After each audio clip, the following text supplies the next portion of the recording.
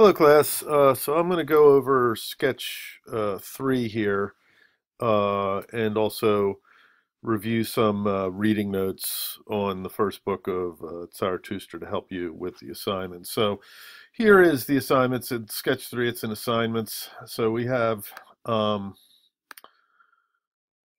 what you're being asked to do is construct a 250 word close reading analysis with, of course, a critical title. Okay, and you're going to do it in an exact place here. So you're going to work with page 11, which is in book 1, episode 6. So we'll take a look at that in a second in the annotated reading notes here. So what you want to do, how do you do this assignment? Okay, so you want to read over the passage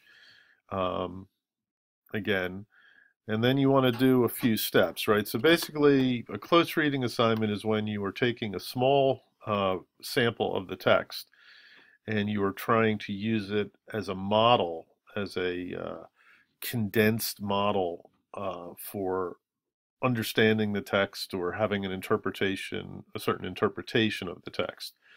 So what you need to do is you need to analyze the close reading sample. You need to establish, first of all, what the issue there is, and then you want to sort of go backwards and forwards in the text, right? So cite, some material before the passage and some material after as evidence, right, that your reading of the passage is confirmed, right? That it's part of the larger fabric of the text. That you're not just cherry picking, an idea and just developing the idea in a sort of limited way, right? So you want to have a more expansive analytic framework.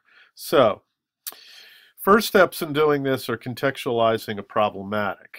Okay, so what's the question, right? What are some of the overarching questions or problems that the text is looking at, right?